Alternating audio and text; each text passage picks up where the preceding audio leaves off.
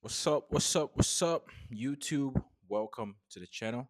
I'm Alex Auto. I help people make money using cheap economy cars. Okay, today we're going to talk about the five biggest challenges in the car rental business. Okay, this is going to be an informative video. A lot of people just simply don't talk about the bad sides of the business. And unfortunately, since we're running a business, there is bad sides, there is negatives, there are going to be times where you lose money. Okay, so today I'm going to talk about some of those times, how to navigate it properly, right, to make sure that you don't lose too much money and to make sure that you're always able to bounce back. Okay, these are just the natural challenges of this type of business. So it's very important that you understand what it takes. And if you're new to the channel, make sure you smash the like button and subscribe. Hit the subscribe button, right? I drop game every single week about how to start and scale your private car rental business. All right. So without any further delay, let's get right into it. Right. So there's gonna be five challenges, right? Five main challenges. Number five will actually surprise you. Okay. A lot of people don't think about it. But starting at number one, the hot topic of car rentals, insurance. Okay, insurance is a big natural challenge for all private and tour hosts. Okay, so this is a question that comes up all the time in this business, and it is a challenge. Okay, this is the probably going to be number one challenge for the car rental business, and the reason why is because most insurance companies, believe it or not, they just don't want to touch our business. Okay, the car rental business is classified as a high risk business. Okay, so this means that naturally most insurance companies are just going to stay away, especially when it comes to insuring on rental. So providing insurance while your vehicle is with the renter. It's just going to be hard to find. Now there are companies out there, and we're going to talk about some of these companies.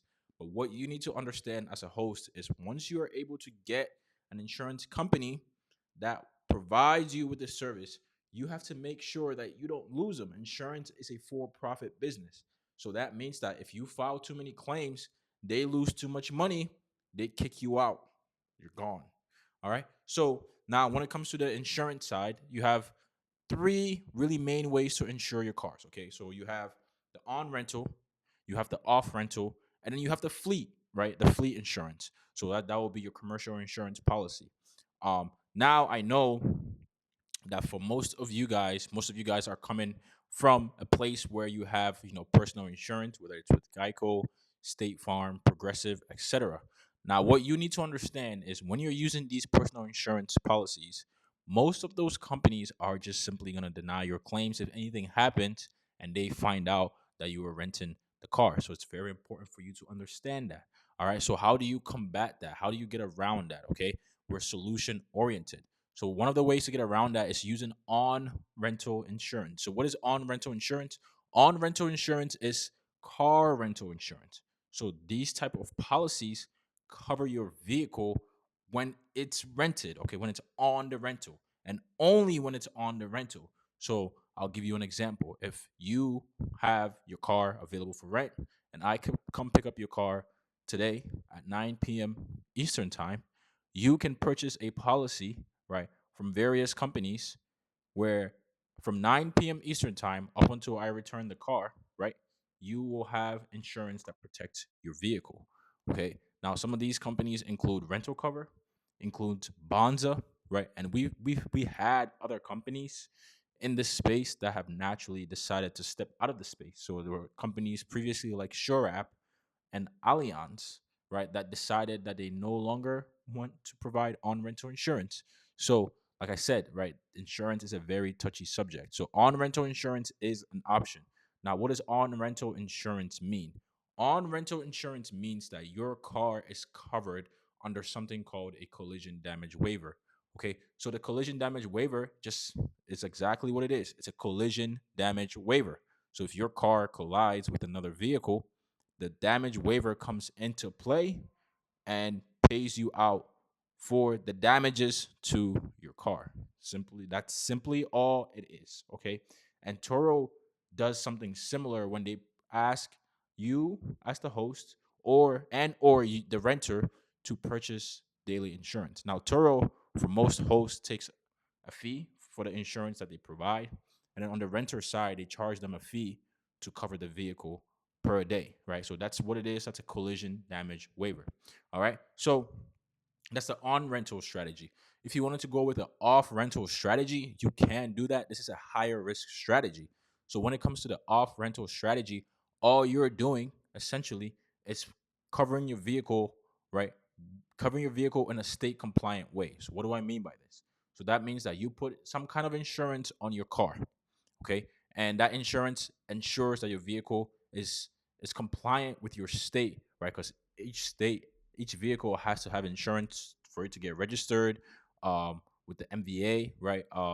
The vehicle administration, which whatever state that you are in, and that means that you have to keep an active insurance policy on each vehicle that you have. Okay, so that's an off rental strategy. You can go with that strategy. Now, I would recommend this strategy if you have your vehicle only paid off with cash. Okay, and it's a cheap car, right? That's why I preach the cheap cars, right? You can use the strategy. And then the third strategy is the commercial strategy. Okay, you can go with commercial insurance. Now, when it comes to commercial insurance, this is the part where you need to understand that even with commercial insurance, you still cannot file claims because they will kick you off the policy.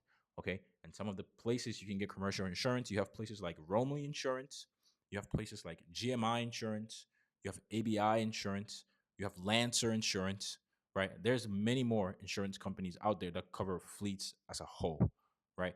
Now, you need to also understand that these insurance companies do not want to cover on rental. Okay, so commercial insurance is just to protect your vehicle while you're using it as a business. Now, that can be a gray area, what the use as a business is, but specifically when it comes to covering on rental, a lot of them do not want to do that, right? So very important. So as you can see, right, the insurance is a big challenge. Understanding insurance can be a big challenge, right? And this is where we've mastered, and this is what I teach my students in the mentorship program.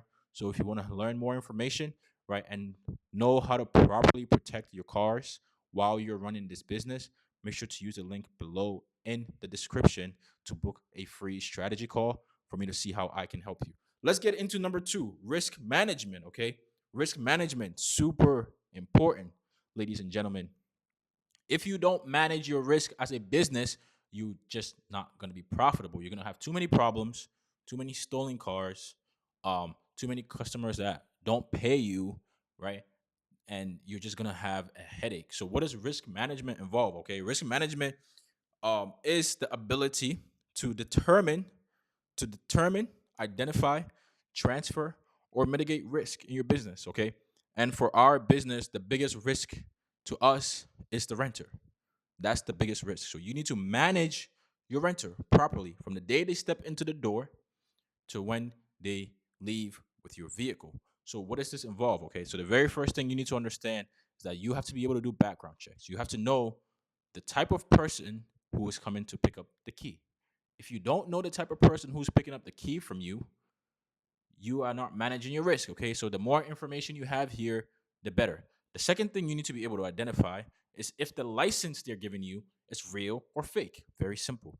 If you can't identify whether the license is real or fake, and you can't do it with your eyeballs because fake IDs look the exact same as real IDs, then once again, you're taking on a lot of risk and you're going to have issues and headaches. Okay. The third thing is you have to make sure that the person who's giving you the ID is the exact same person who will pick up the car. Okay. If you can't identify that, again, you're putting yourself at a lot of risk. Okay. So risk management is very, very important. Okay. And on top of that, you need to also know exactly the type of person you're giving your car to. What's your avatar? Who is your ideal customer? Okay. So if I come to rent a car from you, do you have a qualification process? Do you have a way to determine this is the customer I want? This is not the customer I want. This is part of risk management. If you don't have an ideal customer, you need to get one ASAP. You need to understand how to find and put together an ideal customer. Okay, so that's a part of risk management. At number 3, we're going to talk about software and automation. Okay, the car rental business is kind of a blue ocean when it comes to softwares and automation. Okay, it's just not there in the proper way. So a lot of the times we use multiple systems to manage our business. So for example, Go High Level, right? That's a great CRM platform. And then you have other platform car rental softwares like Rent Centric, Fleetwire, Fleet Finesse, right? That you can use these platforms to manage the actual bookings, the reservations, the contracts, all of that. So these will be classified as your car rental software. Whereas something like Go High Level is classified as a customer relationship management software where you can communicate with your customers, you can track your overall database of customers. You have lots of automations in Go High Level. You can take payments in Go High Level. You can even send contracts and agreements in Go High Level. The only real challenge with Go High Level is actually having that car rental system where you can manage reservations, right? That would be the real challenge there. That's why we use another platform that specifically is made for that. And then obviously when it comes to your risk management systems, where you're looking at things like, your background check software, um, with Intellius, you have your Stripe identity to identify fake licenses, right? It's a whole mess. So very important for you to understand that you will need software and automations to effectively run this business, and that is a real challenge. Now there are some companies out there that are looking to solve this problem, right? Um, and I've spoken with a few of these companies. And once we have a real solution, I'll be very excited to share it with the car rental community. So you should look out for that. But that is a real challenge in this business. Okay. Now at number four, right? Number four, maintenance and repairs. My God, is that a real challenge? Holy shit. Is that a real challenge in this business or what? Okay. Most car rental business owners don't even have a system for maintenance and repairs. I guarantee you, if you're watching this video, you probably don't have a system for maintenance and repairs. Okay. So that means that any small thing that happens, you as the operator has to get up from whatever the hell you're doing, go to your car, drive to it, and then you're panicking, you're sweating. Just relax. You need to create a system around this. Okay. And the way I create a system around this is to use mobile mechanics, is to use physical mechanics, is to have towing systems, okay? Multiple towing companies that can move cars for you if something happens to your body shops, to your mechanic shops, right? That way your cars can get serviced in a timely manner, all right? So you need to have multiple systems, multiple ways to solve this problem because this is going to be a consistent and main problem in this business. All right. So if you're finding value so far, before I hit number five, like I said, number five is going to be a big one. Most people are not going to think about number five. Um, Before I get to number five, make sure you smash that like button. Drop a comment below. If you are a Turo host, how many cars do you have? Okay. If you are starting your private car rental business, let me know how many cars you have below. If you're brand new, let me know how many cars that you want to start with below. All right. At number five, the biggest blind side for most car rental entrepreneurs, it was a big blind side for me as well, is buying the right cars. Okay. So let's talk about it. What most people don't understand about this business is that your renters are going to drive a hell of a lot. They're going to abuse your vehicles, right? And they're not going to take care of the vehicles as well as you would. That's facts. If you can accept that, don't start this business. This is the facts of the situation. That's how people are going to use your cars. And you have to expect for that to happen. You have to anticipate. Okay. Being a good business owner is being able to anticipate. So, what does that actually mean for us? Okay. We know that the customers are going to abuse the hell of our cars. They're going to drive 5,000 miles every single month.